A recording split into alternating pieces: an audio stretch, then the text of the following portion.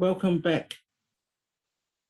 So just for those who join us in this section, please make sure you mute your microphone during the presentation by the speaker.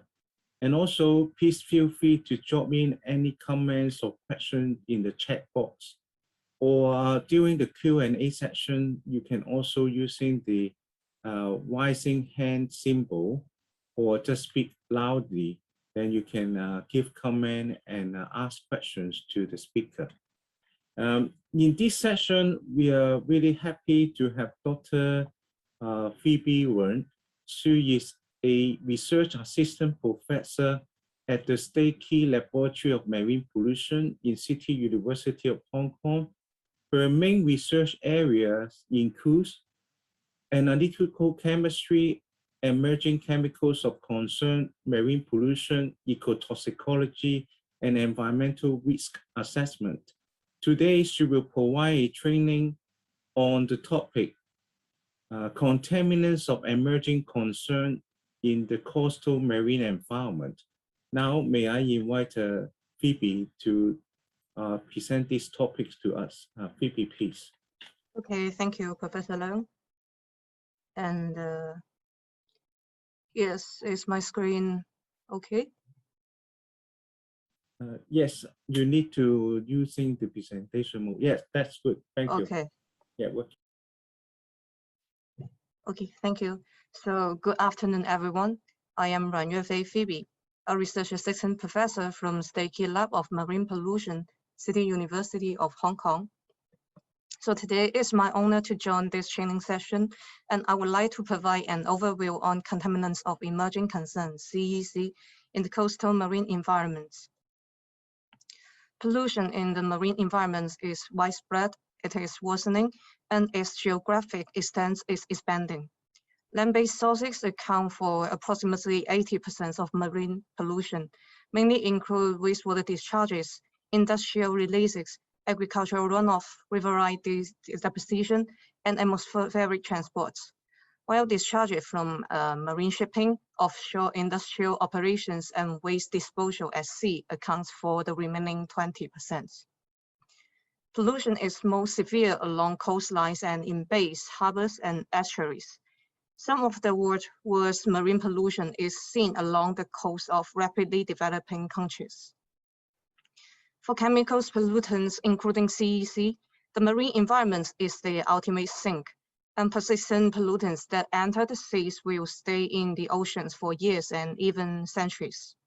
After they are released in the coasts, their distribution in the environments can be related to their physical chemical properties, for example, water solubility, solid liquid distribution, and vapor pressure, as well as environmental conditions such as pH, water currents, and organic matter contents.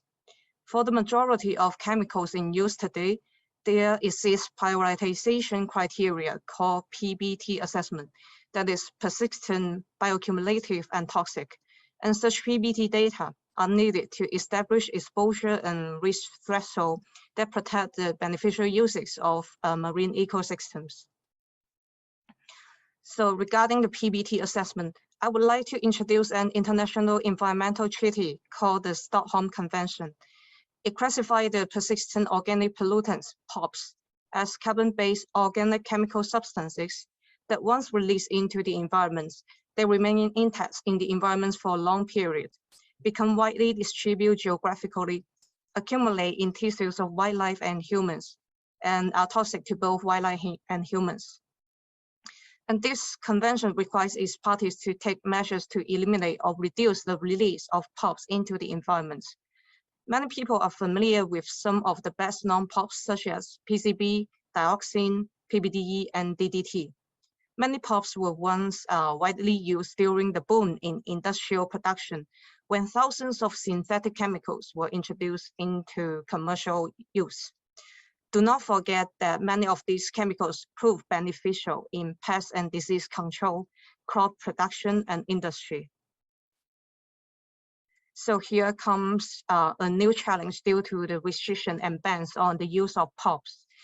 the compensatory production and reusage of the alternatives replacement has led to the emergence of thousands of other chemical classes of contaminants, also known as CEC. CEC is a term to describe manufactured or naturally occurring substances that first have been recently detected in various environmental compartments, second, are persistent or pseudo-persistent, and induce unwanted effects on non-target organisms, and third, typically are not regulated under current environmental laws. In 2016, the Norman Network, a network of reference labs, research centers, and related organizations for monitoring of emerging environmental substances, listed 966 CEC in 30 classes. Examples may include PAM polyphoral alkyl substances, flame retardants, pesticides, pharmaceuticals and personal care products, dioxide, and various proven or suspected endocrine disrupting compounds. A critical component in the ability to assess the environmental impacts of CEC is the identification and quantification of these chemicals in environmental media. We need to trace analysis techniques to address these questions. Are they there? At what levels? Can we trace them from the source to sink? But why we need to quantify trace levels? Because some CEC are persistent. They can undergo long-range transport and become widely distributed throughout the environment. Once these CEC accumulate in living organisms, they can be found at higher concentrations in the food chain at higher levels, including humans, and become more toxic to both humans and wildlife. Then, based on toxicity data, use risk assessment to propose environmental thresholds, we can answer the questions. Are these CEC at such levels safe? If not, should we restrict their production and use, or should we totally ban them?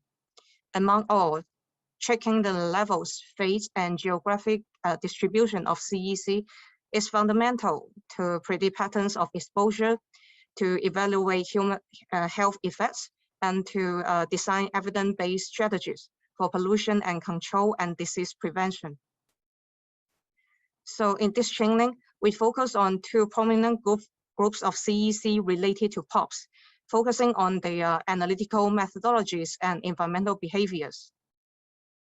First, come to halogenated flame retardants, HFR.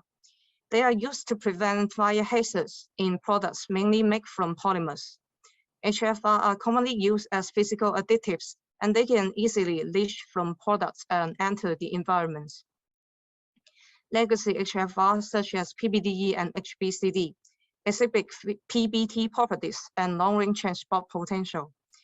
They have been listed as POPs under the Stockholm Convention for global ban or restriction.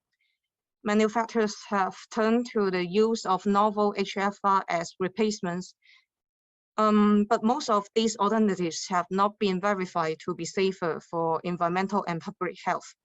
Some novel HFR share similar chemical structures with the legacy ones, and therefore may have similar environmental behaviors and ecotoxicological effects. Recent studies have reported several representative HFR used as alternatives for the banned formulations. Their chemical structures are shown in this figure. Most HFR are neutral compounds. Accurate quantification of HFR in marine samples, such as sediments, water, and marine organisms, require highly sensitive, selective, and efficient instruments. And these instrumental methods mainly based on gas chromatography coupled to mass spectrometry, GCMS, in the old days.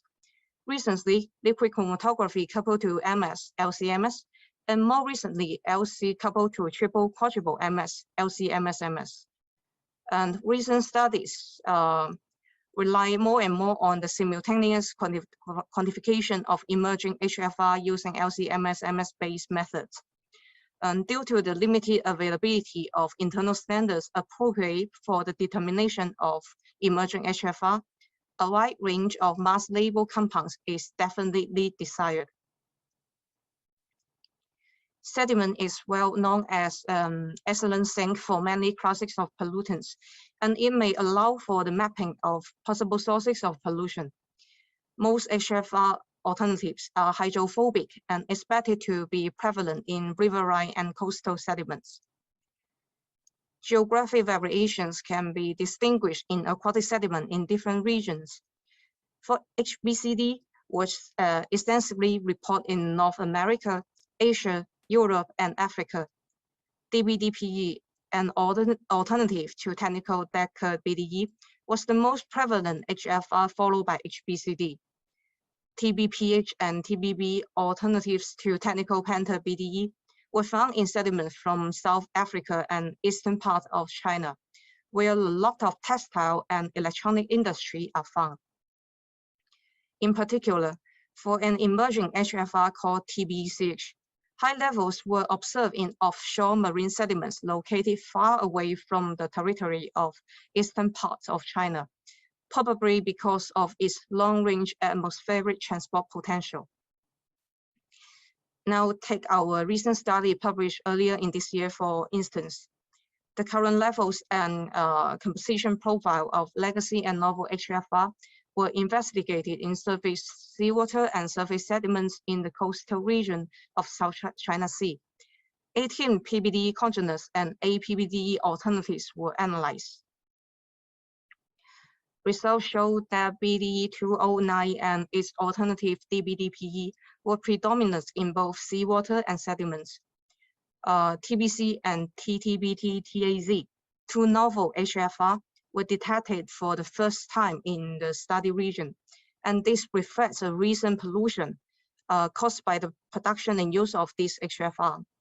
A spatial shift area was observed from levels of PBDE in the vicinity of Hong Kong to those of this alternative in Zhuhai and Jiangmen, probably due to the development of industry, manufacturing household appliance, and consumer electronic products in these areas.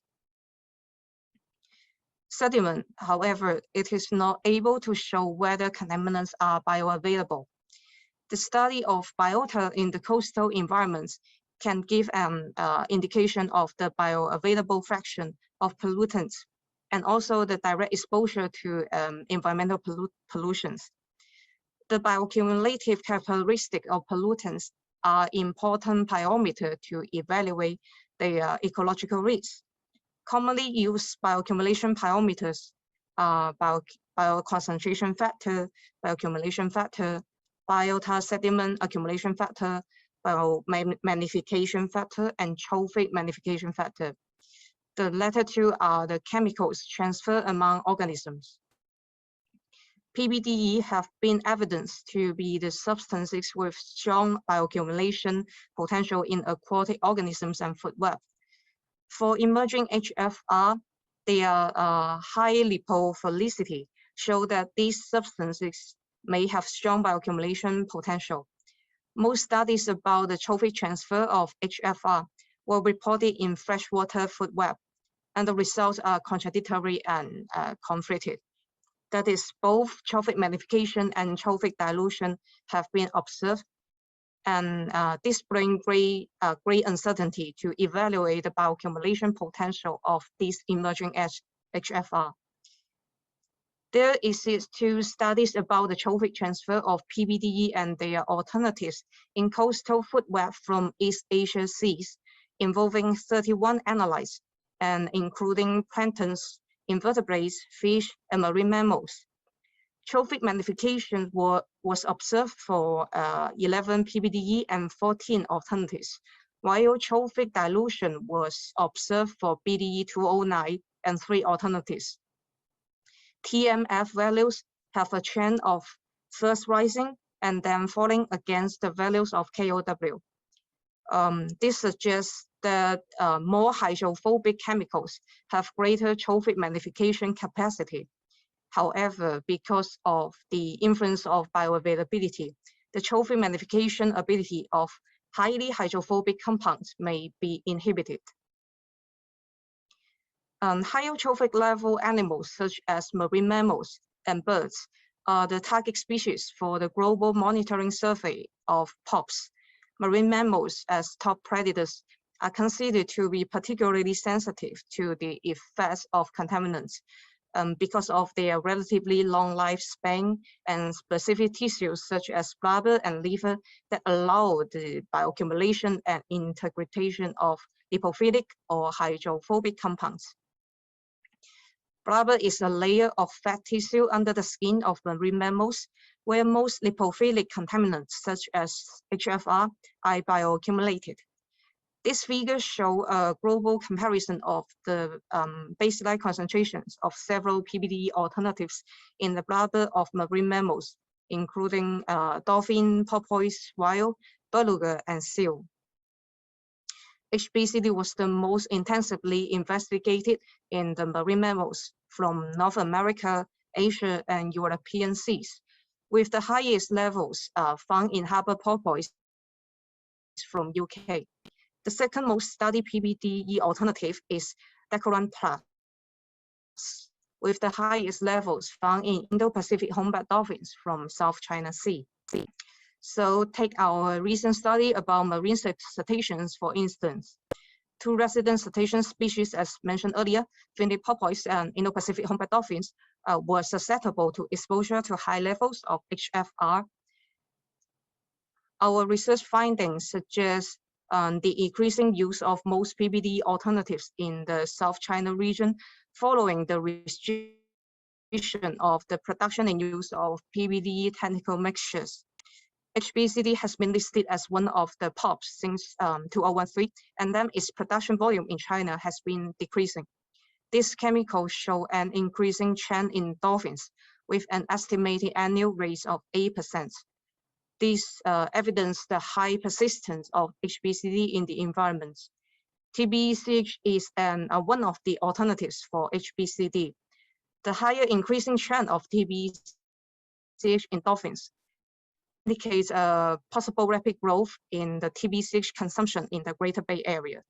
So in summary, HFR were found to be widely distributed in the coastal marine environments, such as some Chinese coastal regions. However, data for emerging HFR are still far from enough, especially other regions in the East Asian seas. Further studies are needed in a variety of fields, with a focus on contaminants monitoring, environmental behavior, toxicokinetics, biodegradation process, and ecological risk assessment. Next, come to PER and polyphoral alkyl substances, PFAS. They have fully or partially fluorinated carbon chains. They show excellent biochemical stability and high surface activity, and they are widely used in our daily life, such as in firefighting foam, food packaging, and ski wax. PFAS are highly persistent in the environment, and this has resulted in their worldwide occurrence even in remote areas, such as polar region. Two legacy PFAS with A carbon chain length called CA-PFAS, that is PFOS and PFOA, show persistent bioaccumulative and toxic properties, as well as long-range transport potential, and therefore have been listed as POPs for global restriction and ban, respectively. Short-chain PFAS and PFAS with similar structures have been manufactured as alternatives. These emerging PFAS have similar physical, chemical, toxicity, and bioaccumulative properties with the legacy ones, but they have not been studied as much. With the increasing availability of high-resolution MS systems, more important progress have been made recently in the detection and identification of previously unknown PFAS. The chemical structure of some selected emerging PFAS are shown in this figure. Unlike HFR, most PFAS, including the emerging ones, are ionizable, and the majority of them are anionic compounds.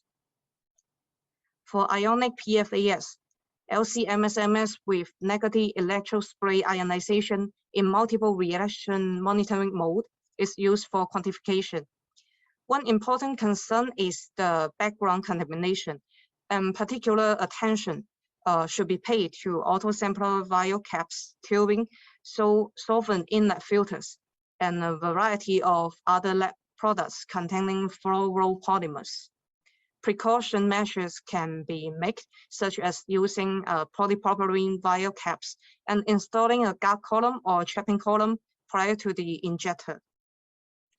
For neutral volatile PFAS, GCMS with positive chemical ionization in the selected ion monitoring mode is used for monitoring. GCMS can also be used to determine ionic PFAS, but the time-consuming derivatization procedure is required. This figure shows a global comparison of PFAS in the water, sediment, and organisms in the estuarine and coastal regions. Study found that PFAS are worldwide detected, and the proximity to source and determines the distribution of PFAS, followed by environmental factors such as salinity, pH, and precipitation, as well as the physical chemical properties of PFAS. In particular, evidence shows that there could be a proportional relationship between the increased salinity and increased bioaccumulation, as well as partitioning to sediments. In marine food web, similar to the findings of Hfr, for PFAS, although most investigated PFAS are biomagnified, both trophic magnification and trophic dilution have been observed. So, as mentioned earlier, marine mammals are one of the target species for the global monitoring of POPs. Unlike many POPs, which are both hydrophobic and lipophilic, PFAS are hydrophobic but lipophobic. However, they are proteophilic. This means PFAS show high binding affinity to proteins. Therefore, liver is one of the target organs for PFAS bioaccumulation in animals. Take our recent study published earlier in this year, for example, including finny porpoise and Indo-Pacific humpback dolphin.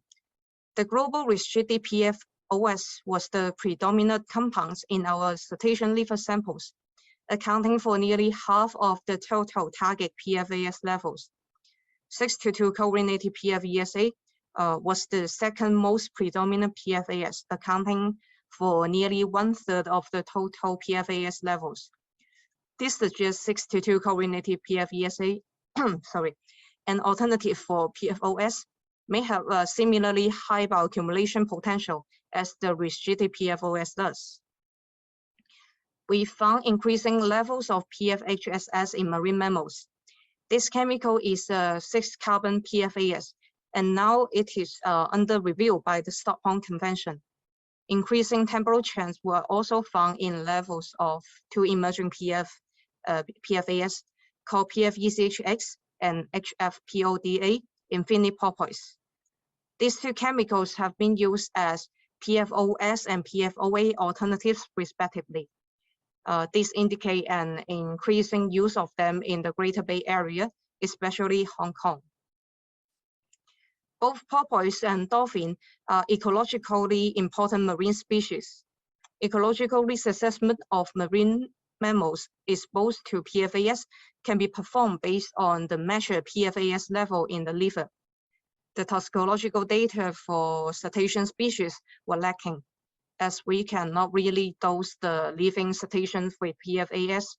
Therefore, a toxic threshold called tentative critical concentration, TCC, for cetaceans were derived from toxicological studies on other mammal species, such as rodents. We use hazard quotients, HQ, to preliminarily quantify the risk. HQ is the value of measured environmental concentration divided by TCC. And HQ higher than 1 indicates that the cetacean under PFAS exposure could suffer high health risk in terms of reproductive injury potential. So here, I would like to pay emphasis on 622-coordinated PFESA. We found approximately 80% of dolphins and porpoises could suffer high risk from exposure to this chemical. Therefore, control measures for this emerging PFAS are urgently needed. ecotoxicity data for most of the reported emerging PFAS are not available. And that is to say, more study on environmental behavior and toxicological effects of emerging PFAS are required. In the final part, I would like to introduce a novel analytical approach called non-target screening. According to the OECD database, to date, there are approximately 5,000 commercialized PFAS. However, typical environmental analysis tend to focus on analyzing specific chemicals of interest. That is target analysis, as mentioned earlier by Dr. Jingling. These are confined to a limited number, mostly not exceeding 100 compounds. High-resolution MS, such as the quadruple time of flight MS cutoff, has been successfully applied by using non-target screening. And this allows the identification of unknown compounds without requiring any prior information, such as reference standards. I use one dolphin liver samples, for instance. Raw data in QTOF contain over 10,000 pigs after potential PFAS homologs were shortlisted by a mass difference in CF2 units. We found around 1,000 PFAS candidate left. Next, we restrict the mass defects and nearly 400 candidates were left. Then we retain the candidates, showing increasing trend between the retention time and molecular weights, and then only around 100 candidates were left. Finally, we checked the isotope and MSMS results of the candidates one by one, and 36 PFAS were identified in these dolphin liver samples. Using our non-target screening workflow, additional 44 PFAS from 9 classes were newly identified. Finally, current efforts to develop analytical methodologies for novel and unknown PFAS are still inadequate, and more efforts are needed to develop a robust approach to the investigation of and comprehensive analytical protocols for these contaminants of emerging concern. So that's all for my presentation. And if you like for a further communication, and here is my email. So thank you. Thank you, Phoebe, for the very comprehensive overview on the monitoring of this group of emerging chemicals with examples. So we see the first question from Jamaica. She is asking, what particular brand of LCMS was used in your study? Yes, LCMS, we use the Agilent LC and coupled to the SciS 5500 MSMS is a Q-chap. Maybe I invite Jamaica, maybe you can switch on your videos and you can have a direct discussion with Phoebe. Yes, welcome. Yes, you can unmute Jamaica. Please feel free to discuss now. And also we welcome other participants to join the discussion. Dr. Jennings, you have a question? Yes, please. Yes, we can hear you. No problem. Oh, no. Sorry, because I just returned from another meeting during this time. Okay, sorry, I just sat down. Okay. Yeah, maybe leave the audience to ask. I may have some follow-up later. Okay, Jamaica says she is working in the lab now. Cannot to see you. Okay, any other questions from the floor? I think Phoebe also welcome collaboration with participants from the East Asian Sea area. Yes, because most of the environmental data for these emerging contaminants are lacking in most Asian Sea area. So yes, more collaboration are welcome. We also look for a stranded dolphin sample. If you have any, please send to us. So Francis also asked a question. Other than marine mammals, are there other animals that are object of study for accumulation of this CEC? Yes, please. What are the target species we can use?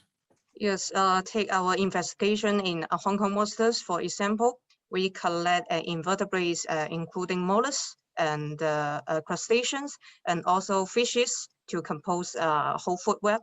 And as mentioned earlier, we found the trophic magnification for most of the HFR or PFAS investigated.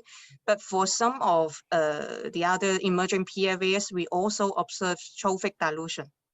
So yes, for the marine food web, we can see the bioaccumulation of most investigated contaminants in crustaceans, mollusks, and fishes, especially those at higher trophic levels.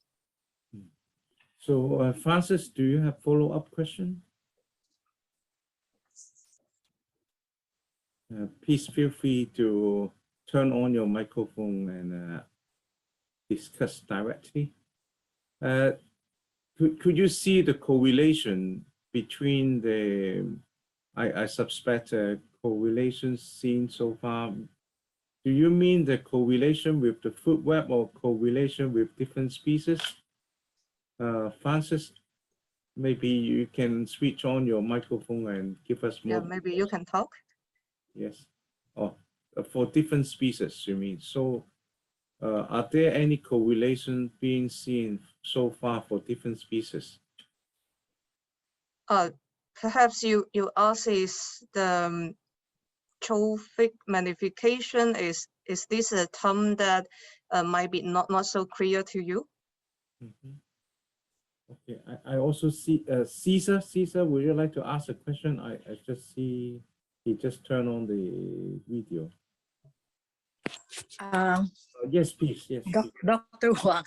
Actually, I came back late, so I didn't catch the entire presentation of you.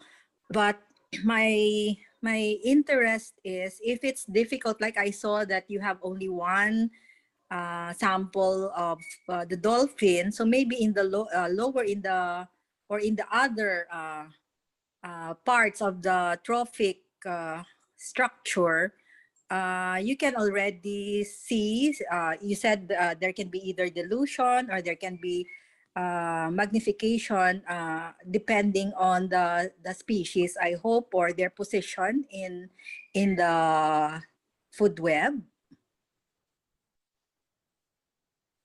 So that at this point, or at this point, do you already have some maybe more how do you call it, more a better view of for example, if you have this amount of PFAS in one in one trophic level, or in one species, which is part of the food web, can you make some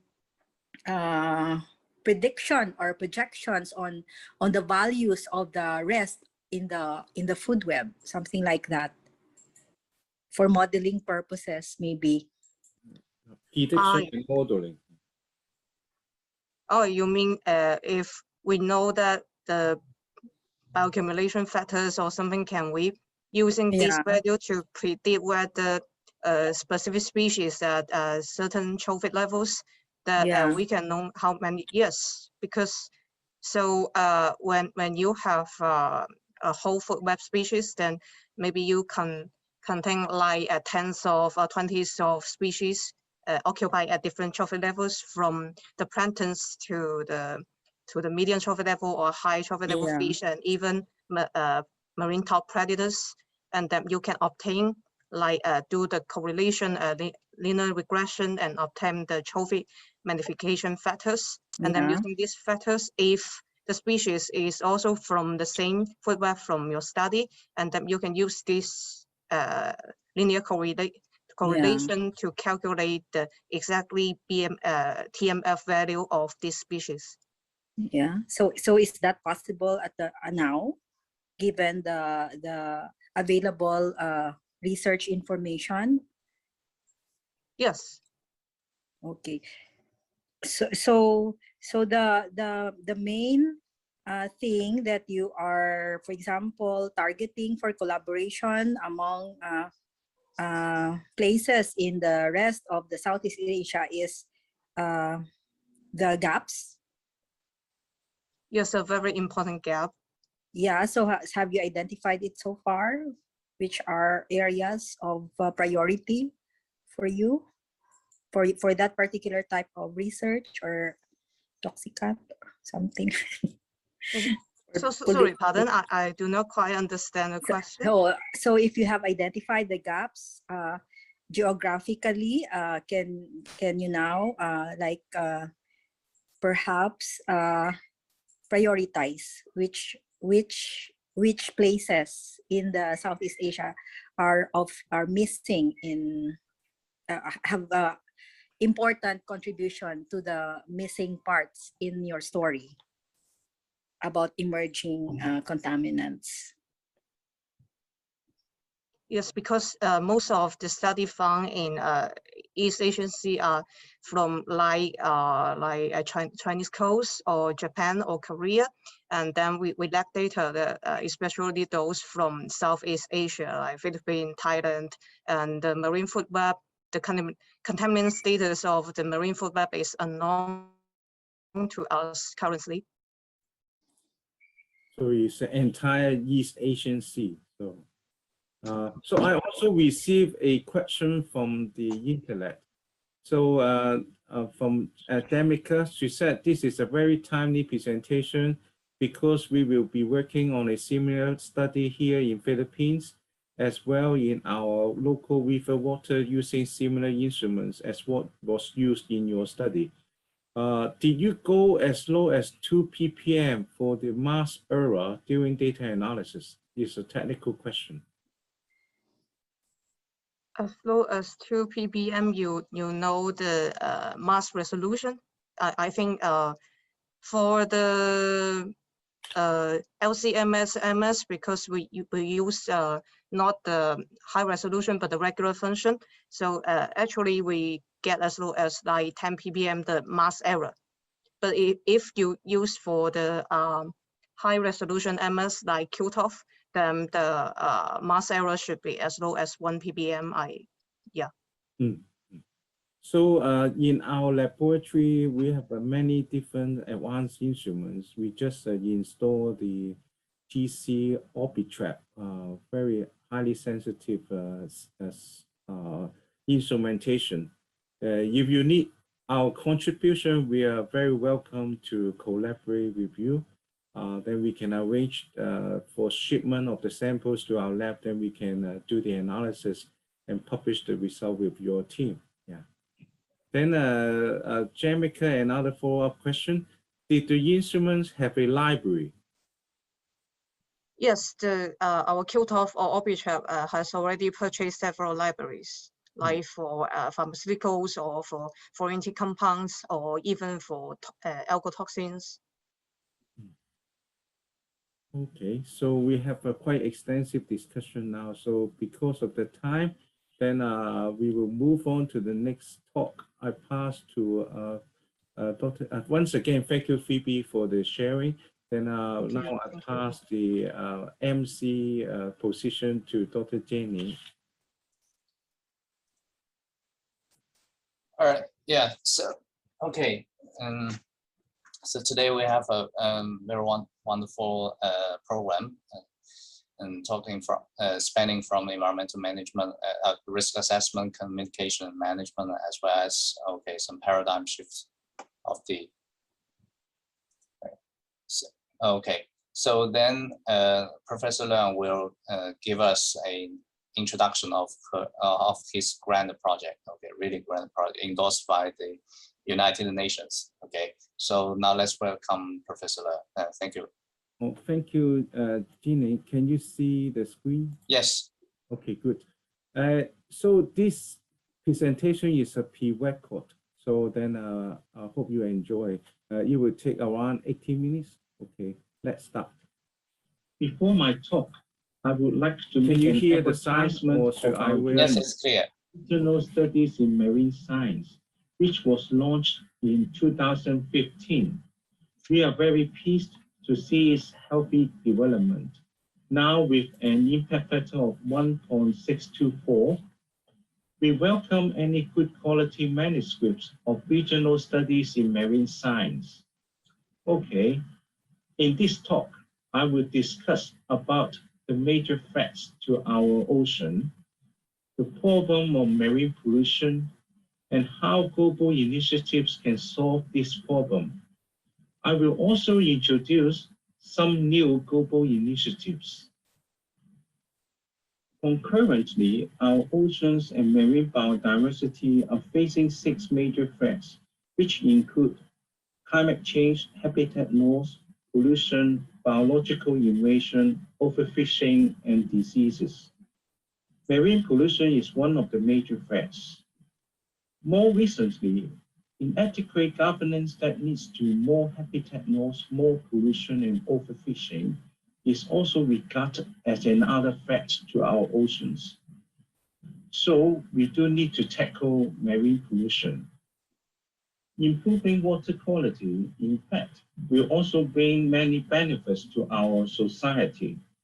Clean water is vital to not just marine biodiversity, but also our survival. It is because a healthy ocean can provide a stable climate and a marine ecosystem that offers what we need, such as oxygen for us to breathe and safe seafood for our consumption. In addition, the ocean also supports our recreation, tourism, and blue economy. However, the problems of marine pollution is very complex. It was estimated that 80% of marine pollutants came from land-based sources, which consist of both pond and non-pond sources of pollution. The latter is more difficult to deal with. With the globalization, there are movements of natural resources, products, and waste across countries through international trade. So to speak, pollution has no boundaries and will require international collaboration in solving this problem. Now, I would like to ask, why are global initiatives important to tackle pollution problems? There are a few very successful cases which emphasize the There are a few very successful cases which emphasize the importance of science policy interface using science to support policy formulation and informed decision making.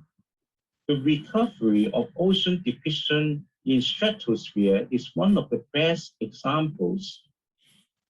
First, scientists discovered the depletion of ocean layer due to the release of chemicals like chlorofluorocarbons. Then scientists educate the policymakers and propose to globally ban the use of these chemicals. With the support from UNEP and joint efforts from many countries, we see a sharp decline of these ocean depleting chemicals, and at the same time, we see the progressive recovery of our ocean layer. It is a very happy story indeed. The second successful story was the ban of the use of organogen compounds in antifouling systems, leading to population recovery of marine oysters and gastropods around the world. More recently, the global effort in achieving plastic-free oceans successfully triggered the ban of single-use plastics in many countries. So, scientists need to do good science, and at the same time, we need to educate policymakers. Scientists can help policymakers to answer regulatory questions and even conduct research studies to address their needs. Science policy is often based on evidence generated from high-quality scientific research. As you may know, the United Nations has declared a war against ocean plastics since 2017. Since then, there have been many global initiatives and campaigns to fight against plastic pollution, such as plastic-free oceans, leading to very good results that many countries have now banned the use of single-use plastics.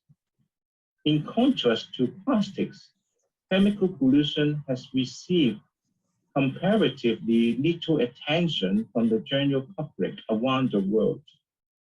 Nevertheless, the UNEP recognized the importance of managing chemical pollution and has published 2 volumes of the Chemicals Outlook.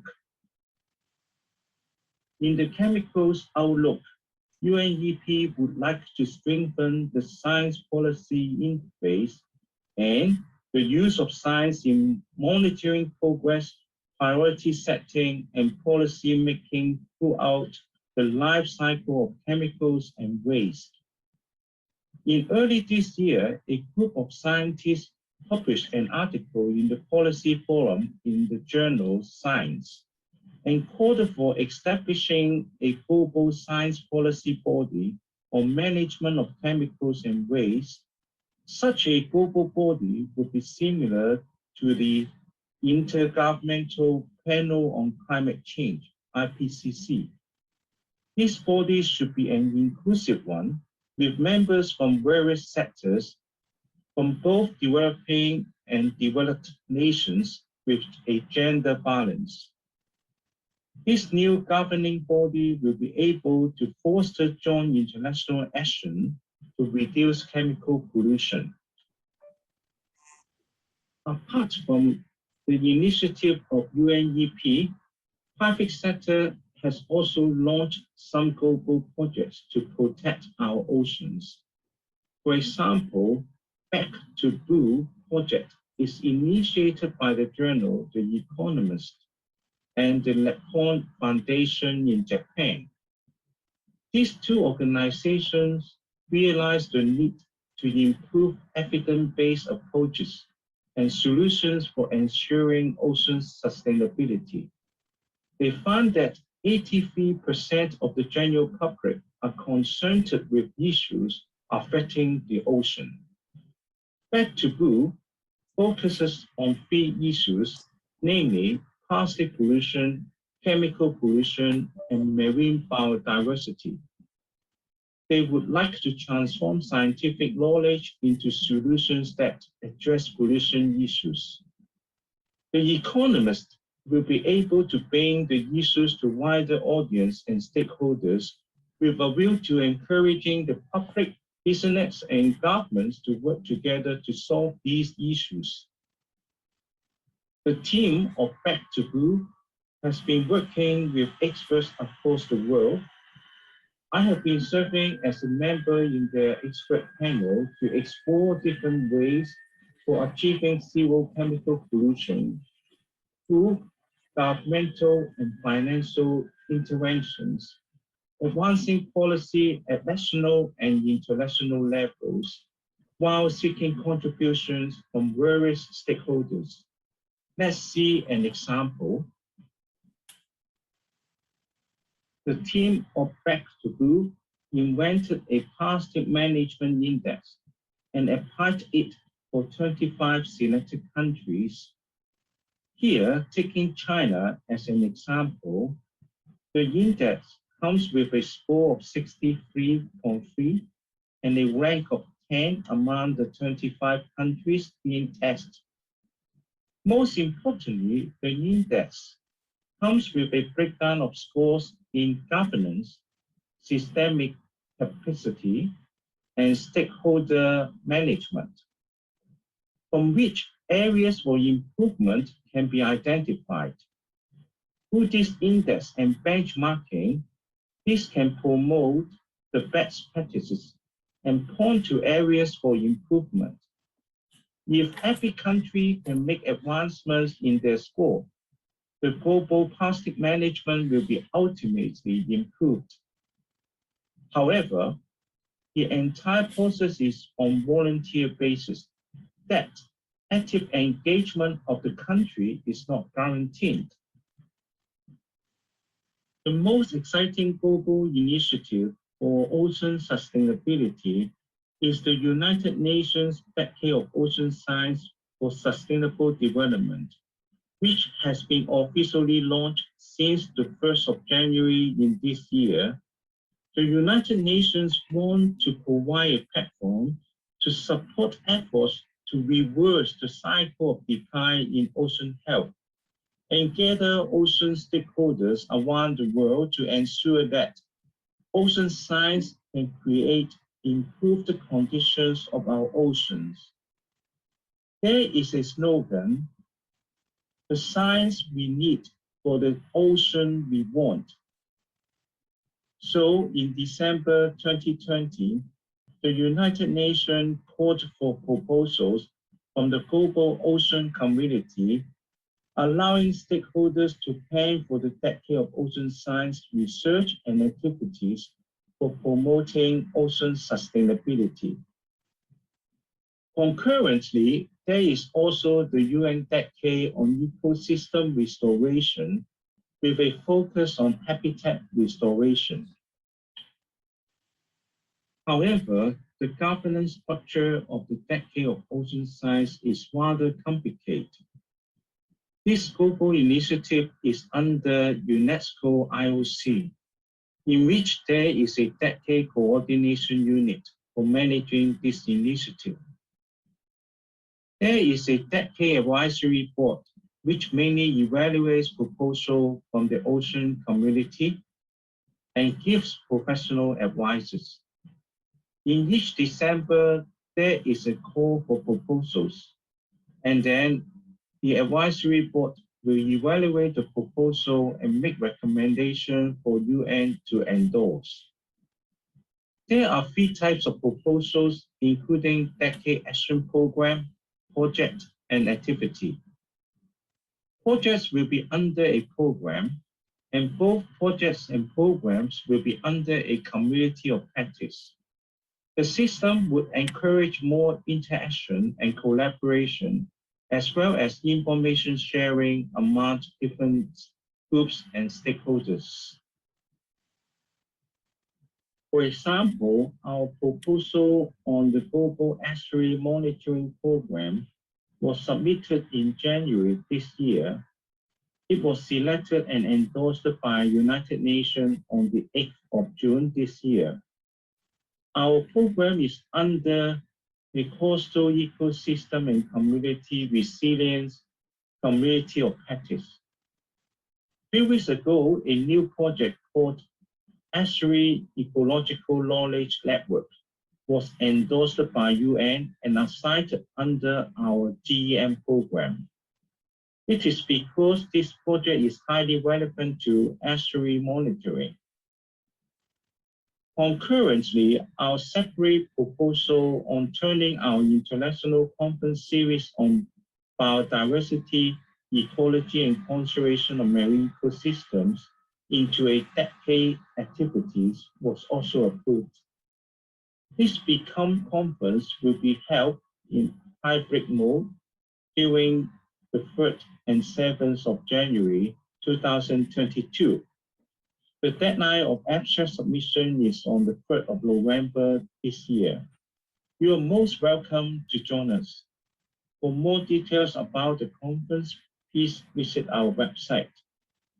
In the final part of my talk, I will introduce the details of our GEM program. Our GEM program was inspired by the Global Monitoring of Pharmaceutical Project, which was created by Professor Alistair Boxall from York University in the UK. He and his postdoc, Dr. John Wilkinson, developed standardized methods for sampling and chemical analysis. There were sampling kits, training materials, and video for partners to ensure the sampling in order. Ocean samples were then returned by courier service to York University for analysis. They successfully developed a powerful analytical method which could measure 60 target chemicals with just 5 milliliters of water sample. The project successfully engaged researchers from 102 countries and mobilized them to collect samples from 252 rivers around the world. Given the simplicity of the sampling, people from developing nations could also join the project, enabling capacity building. The results of the project are very meaningful because we can identify polluted rivers, geographical patterns of pollutants, priority pollutants of concern, and the relationship between pollution intensity and socioeconomic status of the country. The results provide insights into developing strategies for improving water quality in global rivers. Initially, our GEM program is just an extension of Professor Botso's project, extending from global rivers to global estuaries. With more partners and funding support from the City University of Hong Kong and the National Marine Environmental Monitoring Center of China, we will be able to do more in the future. We will develop standard methods for sampling and chemical analysis, and then invite partners to carry out the sampling. We will conduct all chemical analysis at our laboratory in Hong Kong. We will also derive predicted no-effect concentrations for target chemicals and use them for benchmarking and conducting ecological risk assessment.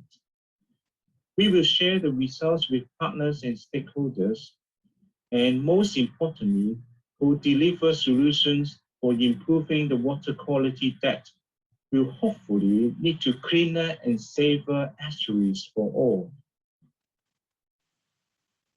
In the next phase of GEM program, we may include monitoring of contaminants of emerging concern by using passive samplers.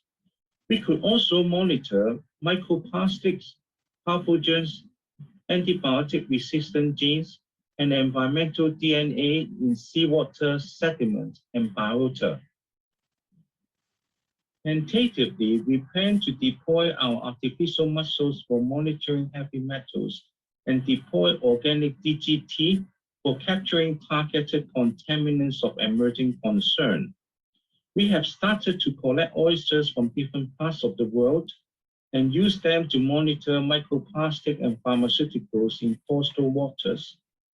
We are very excited about this global initiative, and we welcome any of you who will be interested to join us. For more details, please visit our website or email us. In conclusion, I hope I can convince you that we really need concerted global effort to tackle marine pollution issues and to promote ocean sustainability. To further improve the management of chemicals and chemicals pollution, a global body to provide a science policy interface would be essential. From the past experience, good science can help develop good policy and solutions to tackle environmental problems. With more and more global initiatives like Back to Blue and Decade of Ocean Science, I'm very positive about the future of our oceans. Thank you very much. Okay, so in the last part, I would like to initiate the discussion section, and I would like you to provide us some idea. If we're going to organize more training workshop like this one, what kind of topics you would like to hear from us? Then please go to Slido through this website, app.sli.do, and then enter this code 851423, and then you can fill in this questionnaire. Then we will combine the result and show you the work how, and then see in the future development of this training workshop for the region. So once again, thank you. Then I pass back to Jenny.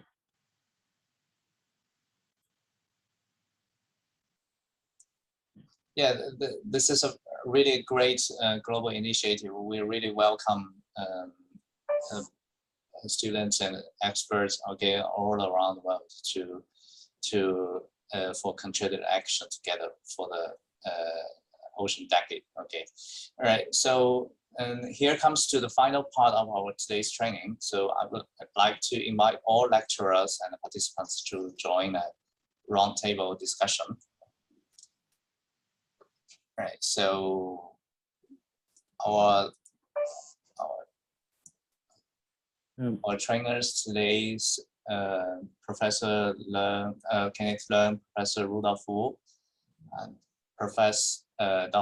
Professor James Fang, and Phoebe, right, as well as myself. Yeah. So as well as a lot. We still have how many? Loads of participants online. So yeah, please feel free to ask questions if you haven't come up with in the front. Okay. So okay.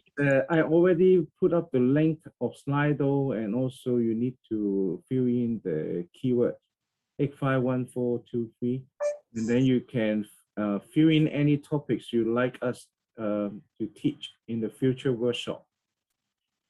We are also very welcome any questions about today's lectures and also about the global initiative I just mentioned.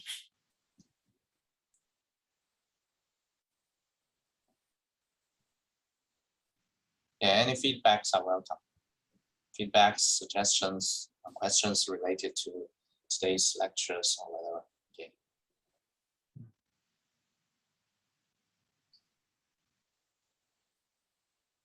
Also, feel free to contact us. Okay, in the future, correspondence if you have any questions or feedback as well.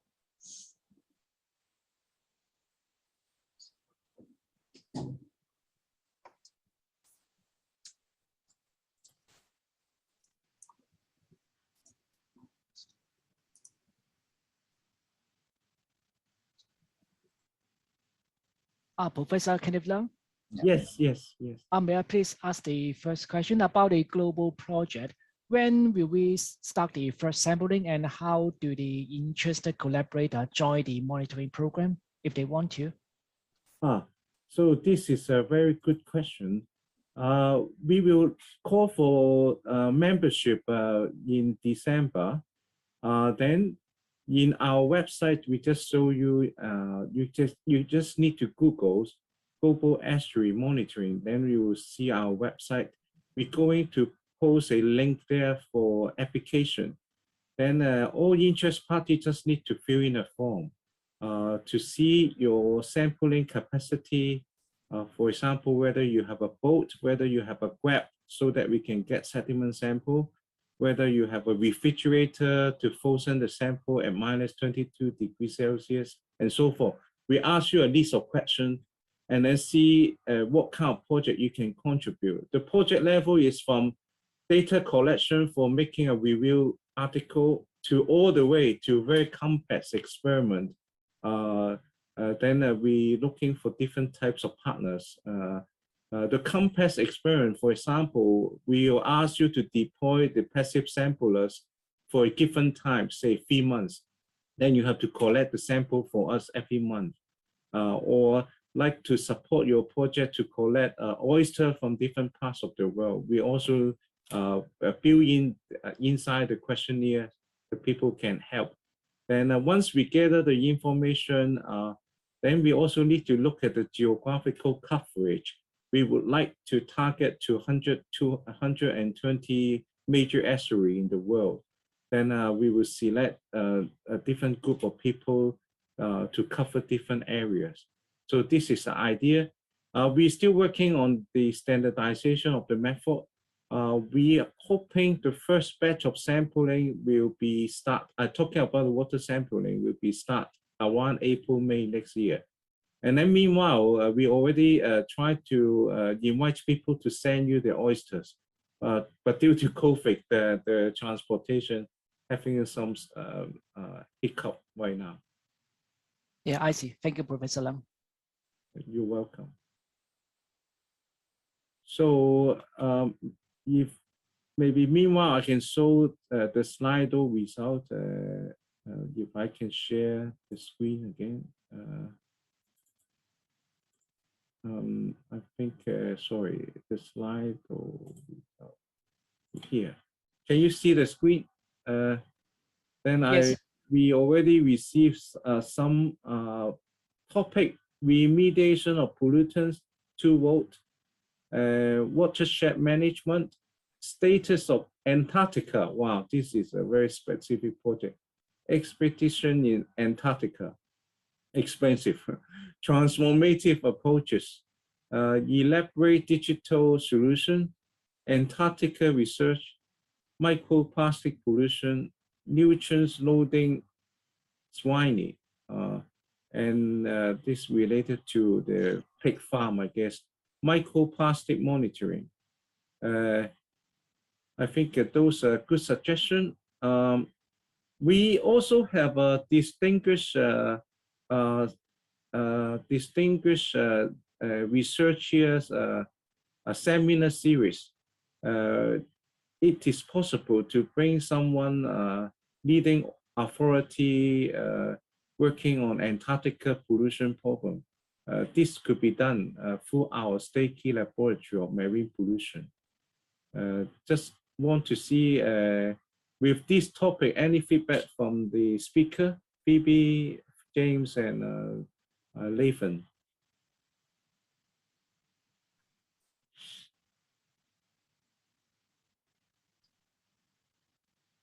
So may you please say again your question, Professor Lam? So these are the suggested topic for future training workshop. Just see whether you think those topic you can help, especially microplastic pollution. It seems many audience interested in your study. Maybe we can expand to a half-day to one-day workshop just dealing with microplastic. I see, I see. We are doing microplastic in our lab. Currently, we are using Raman spectrometry that I have presented in the presentation. We have recently got more advanced equipment that allow us to analyze microplastic down to close to nanoscale at 400 nanometer particle, which is a good advance to do science. So in the future, I will try to develop a method and will report to the audience how we can do this. Oh, very good, very good.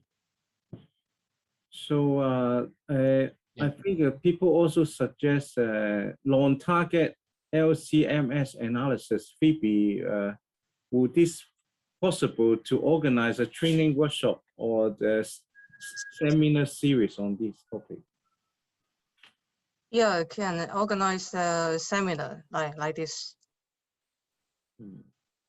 On the non-target analysis. Okay. Yes. Yeah, that Ken has an overview and performing several reviews and providing the basic criteria of this non-target screening. Mm-hmm. Yeah, I stopped sharing. So I would like to invite the participants to ask questions or share your feelings about today's workshop. Do you enjoy it, or you feel some area could be improved and so forth? Please feel free to voice out your feedback. We would like to hear from you so that we can further improve. We plan to organize this type training at least once per year or even twice per year with a specific topic in the future.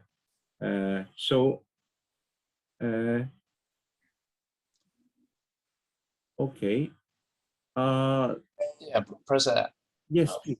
Yes, just following up your question. Okay, I also specifically want to try to understand. Okay, the needs. Okay, any needs from the Southeast Asian countries in terms of marine or broadly environmental protection management, so that we can contribute somehow in some technical aspects to help them address some problems.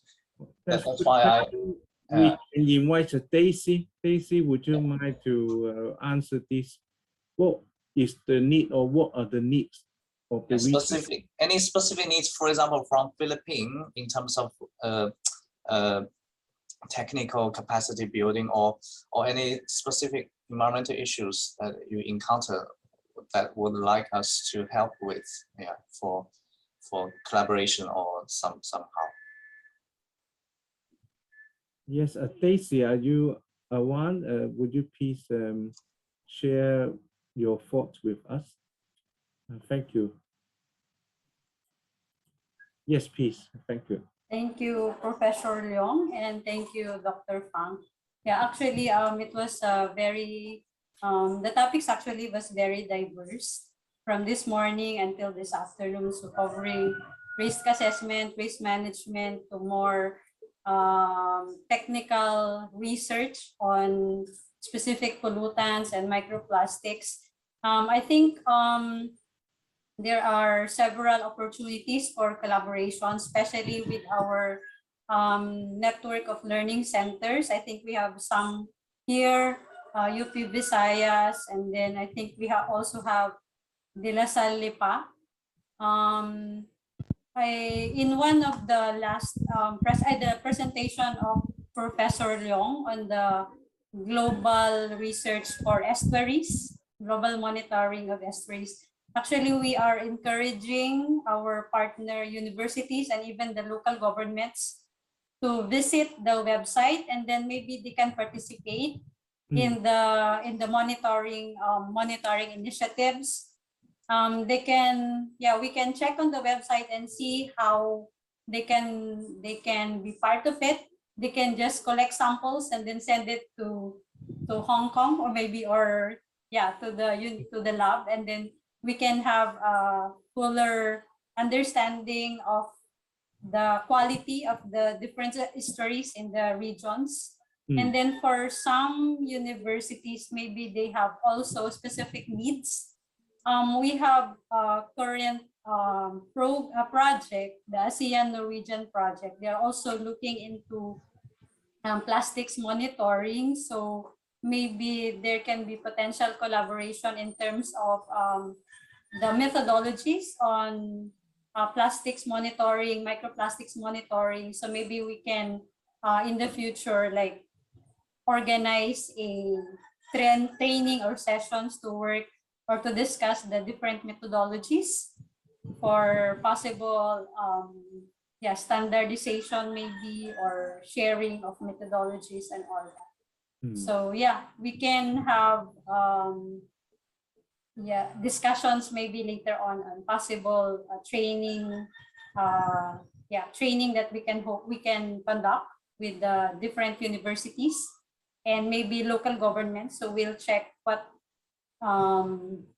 specific needs they would require that the universities from Hong Kong can provide. Yes, and I think there are many opportunities for possible collaboration with the universities. And thank you. And I think we can ask some of the participants, maybe Frances, and from De La Salle, maybe from Batangas also, maybe they can share what they think are possible opportunities for collaboration with the universities from Hong Kong. And maybe UPLB also, Hildy. So we can, as one of the output from this seminar, maybe a potential partnership or collaboration from the participants and then from the universities in Hong Kong. Anybody? In this sense, we also really welcome personal exchange, right? So it may send some staff or student or interested parties to Hong Kong, right? To for collaboration, also convey of this kind of technical training or whatever. So for the mutual benefits. Right? Yes, we see Francis. Please Francis. speed up. Yeah. I have already sent by email. I tried to browse through the GEM website, but I think it needs a little bit more time to absorb everything. And I can see, I cannot see actually what you showed us. There's a. We have yet to launch the call for. Oh, okay. but I did email Dr. Leong already for intent to collaborate, at least in behalf of our station in Guimaras, where I'm currently station head. But you see, in our campus is also located in Iloilo City, where the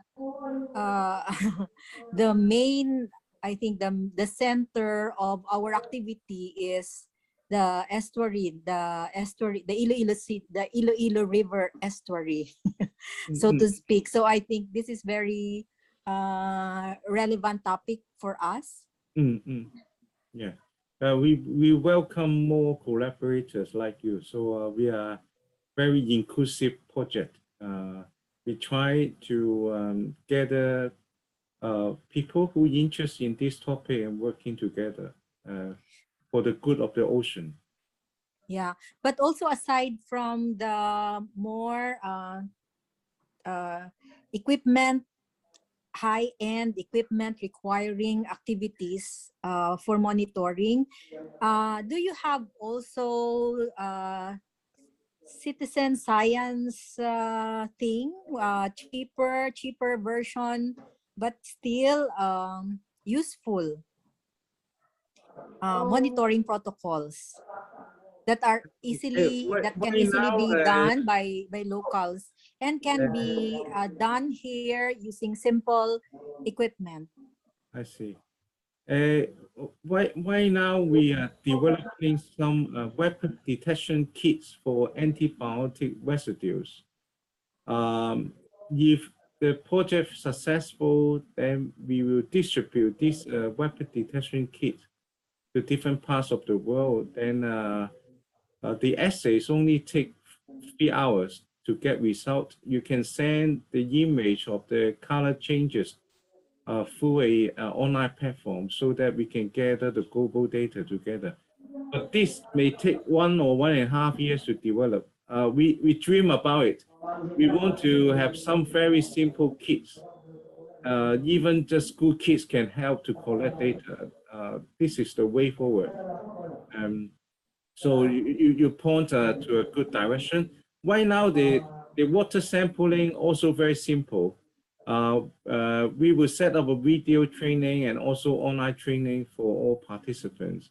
I think you just need a refrigerator at -20 degrees or lower, then to keep the samples before the DHL or the FedEx come to collect the samples. Otherwise, I think the requirement for the partner is very low for this. But we also have very complex experiments, like those using passive sampler, that will require more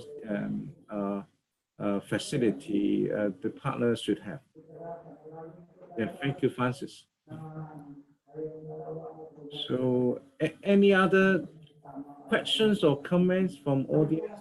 You can also type in your suggestion in these chat box as well, other than the Slido.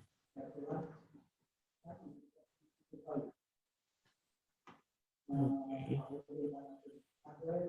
So if no more questions, may I invite Phoebe to introduce? There's one, yes, Professor Long, in the chat box. There's one question. Okay, good.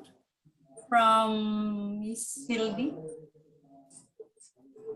Okay. Oh, she wants to study the inland water as well. So in the estuary project, we're going to have a chance in each estuary from the river mouth all the way to open ocean. So then we will cover the little bit of inland waters as well.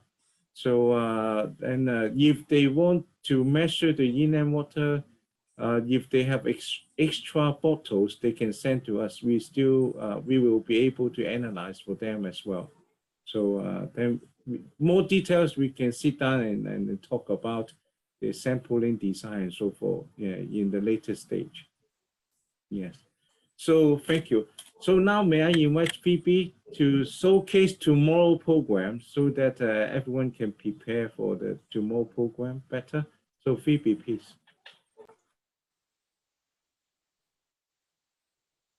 Right. So for tomorrow's program is symposium that will begin at 8 o'clock for Cambodian time and 9 o'clock for Hong Kong time.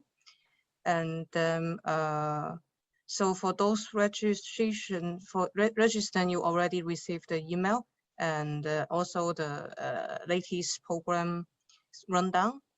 And so may I show about the program here or? Yes, please. Yeah. Okay, just a moment, please. Meanwhile, James, there is a question for you, whether or not you can collaborate with students from overseas to teach them how to do the microplastics survey. It's in the chat box. Okay, this is a long question. Let me read. From Catherine, yeah. Okay.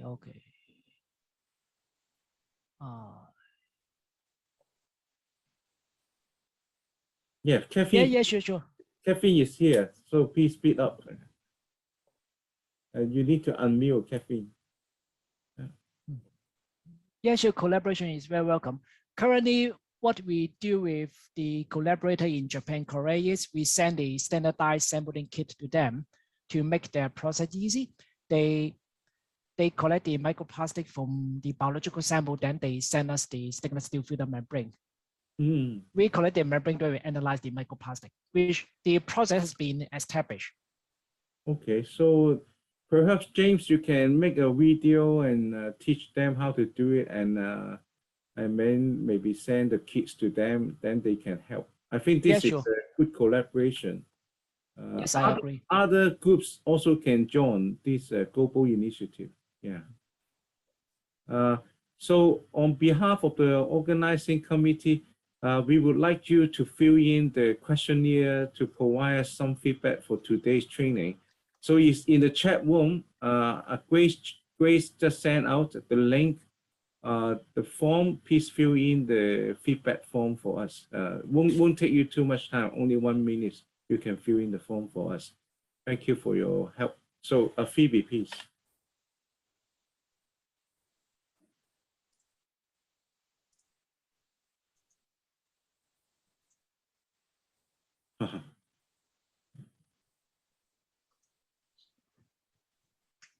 So do you mean this rundown?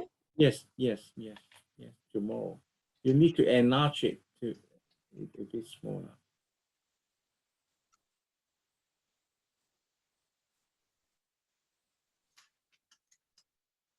So for the morning session, then we have several speakers. Then we will last to 12 p.m. in Hong Kong time, and that is 11 a.m. in Cambodian time. And the same as today, we will have 2 hours lunch break. And then in the afternoon, we also have several presentations. And then for the final parts, we will have a panel discussion that will start it at 4:30 p.m. That is 3:30 p.m. in Cambodian time to discuss about the grand challenge of marine environmental research in East Asia, and welcome everybody to join. Tomorrow topics will cover antibiotic resistant genes from Professor Jiang Tong, and also look at climate change impact to ecosystem restoration using eco-engineering and also 3D printing for corals farming. So tomorrow will be much wider scope. As I said before, we are developing rapid sensors for detecting antibiotics. Then tomorrow, Dr. Kok will talk about this issue, the new technology. Professor Wu will also discuss about the problem of hypoxia, dead zones in the world. Then we will cover some very, very new topic, like the liquid crystal monomers. Those chemicals come from our mobile phone. So how far they reach into our ocean, what is the impact to human, then we will have a discussion. So tomorrow we will present many, many latest discoveries. Today we provide the concept. Tomorrow we will focus on the latest research. So please do join us tomorrow. So finally, once again, please fill in the questionnaire we just post up on the chat room. I think Grace will also send you the link through emails later. So thank you all the speakers. Thank you all the participants. Thank you very much. Have a good night. Bye-bye.